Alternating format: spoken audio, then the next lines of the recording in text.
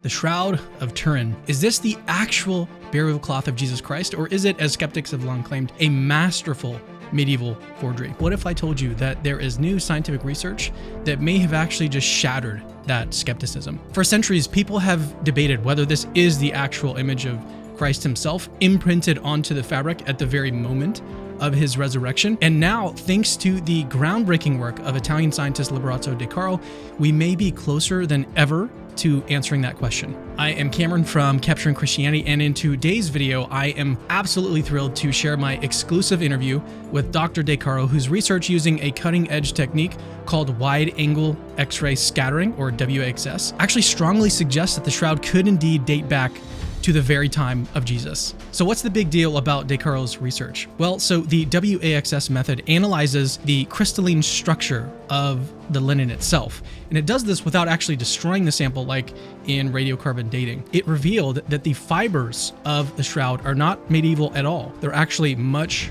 much older. We're talking 1st century older. This method is non-destructive, it's precise, and it might just upend one of the most hotly debated scientific conclusions, literally of the last century, the infamous 1988 radiocarbon dating that claimed that the shroud was a medieval hoax. After we hear from De Caro, which is fascinating in its own right, I'm going to give you 3 powerful reasons why, if the shroud really does date back to the time of Christ, it's not just some random ancient cloth. It's quite possibly and quite likely the very cloth that wrapped the body of Jesus after his crucifixion. Dr. De Caro, thank you so much for coming on Capturing Christianity. Based on your research and the findings from the 2022 study, do you personally believe that the Shroud of Turin is the authentic burial cloth of Jesus Christ? And then how does your belief, or lack thereof, align with the scientific evidence that you've gathered?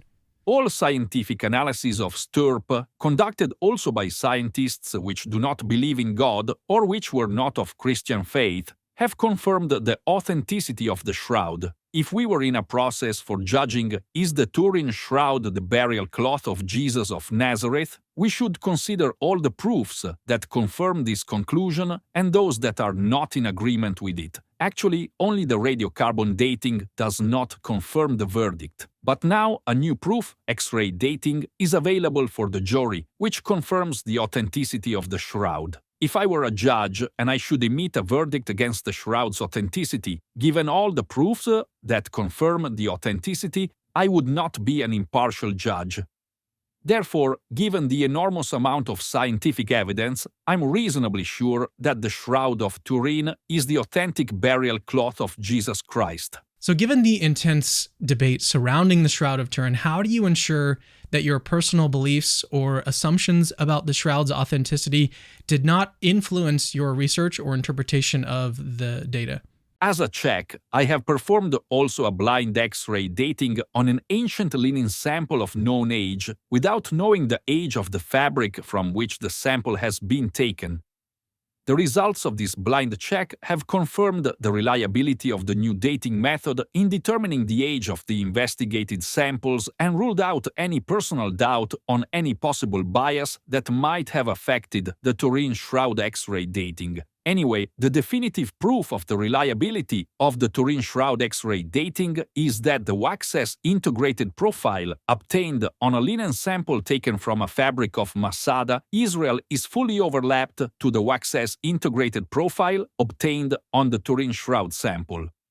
Since the siege of Masada is fixed by historical records at 74 after Christ, this full compatibility between the two wax integrated profiles implies that also the Turin shroud must have about 2,000 years of history.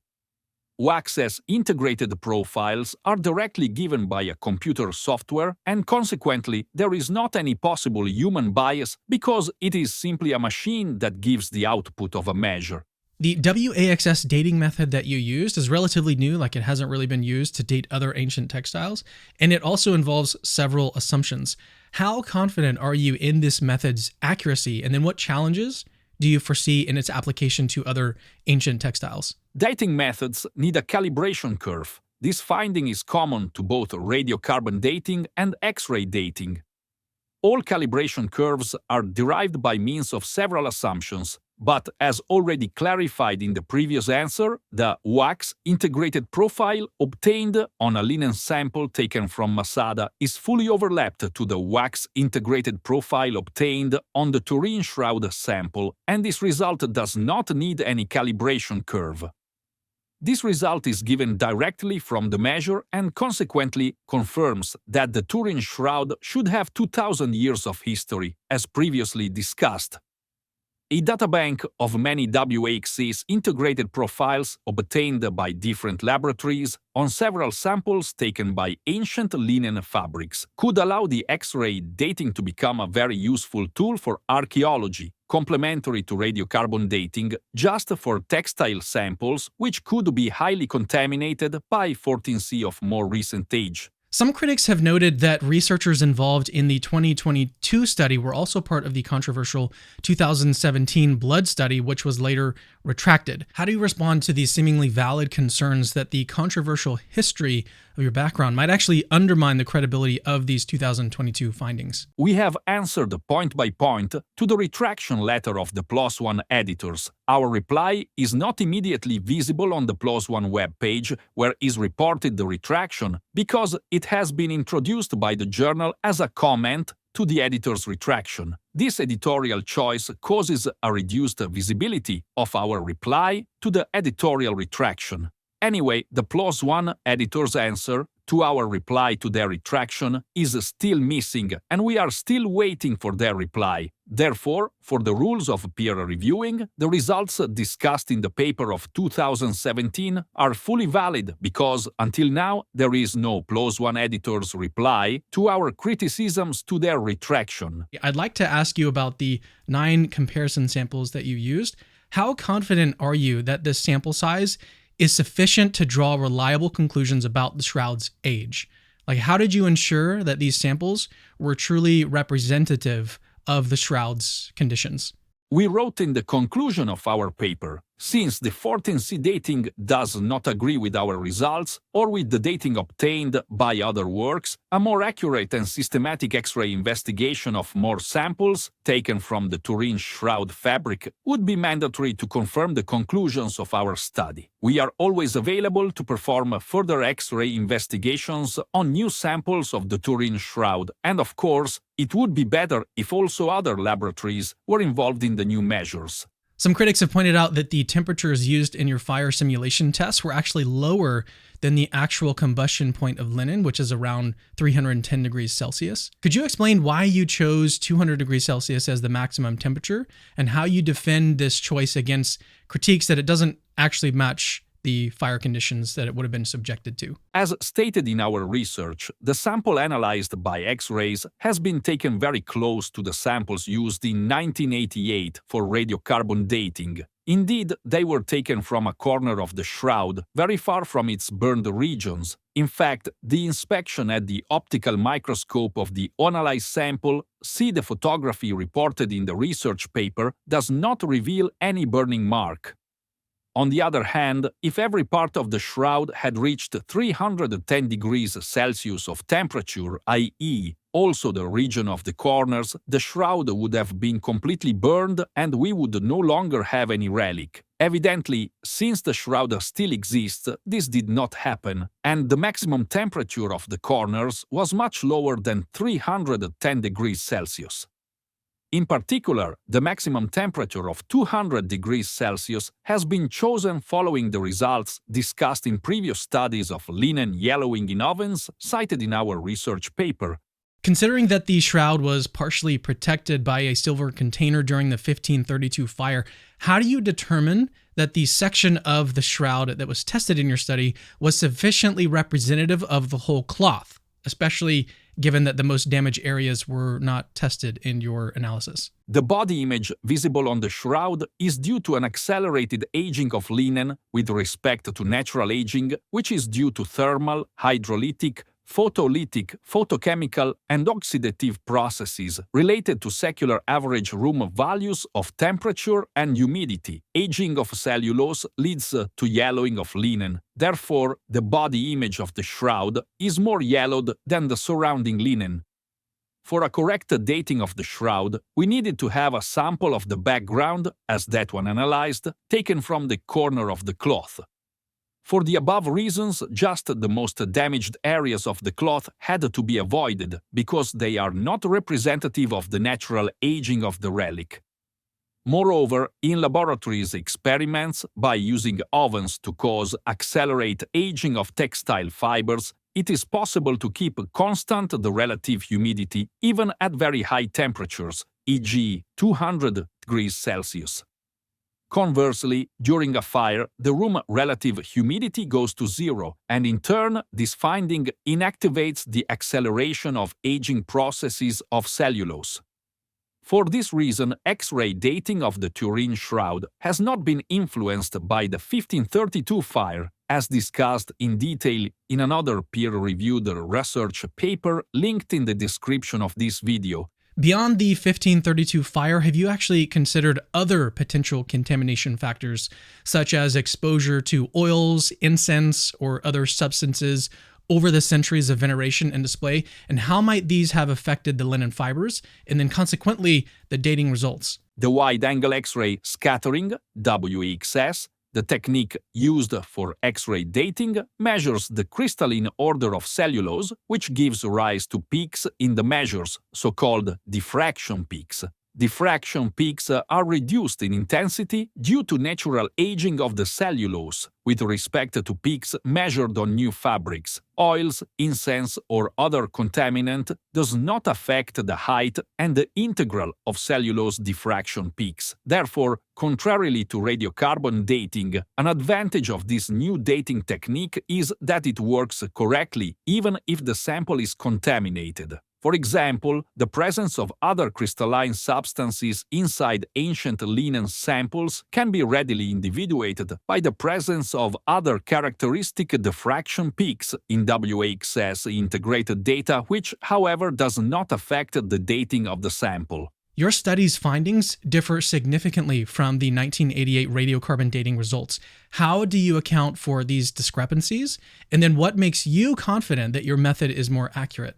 In the case of radiocarbon dating, the age determined by the Oxford's laboratory is about 150 greater than the age determined by the Tucson's laboratory, clearly indicating the presence of contamination between linen fibers that has altered the radiocarbon dating output. About 50% of textile samples is free space containing air and dirt, contamination. For this reason, textile samples are the most contaminated ones. Radiocarbon dating works very well with the textile samples which have been isolated for all the time, e.g. burial clothes of mummies, but not with samples that have been heavily contaminated, such as the Turin shroud, for the religious importance of this relic. I have verified in all performed wax experiments that the integrated wax profile is always the same within the usual small fluctuations due to errors of measure. Therefore, X-ray dating should be highly reproducible and sufficiently accurate. Nevertheless, as explicitly stated in the conclusions of our research paper, when two techniques give different results, it could be useful a further check, dating new samples, also to verify from an experimental point of view what is the more accurate dating method. Dr. De Caro, one of the most pressing questions that people have about your research is how do you actually account for various factors like humidity, atmospheric changes, possible bleaching, which can, as we know, significantly alter the dating results and potentially even throw it off the estimated age by hundreds of years.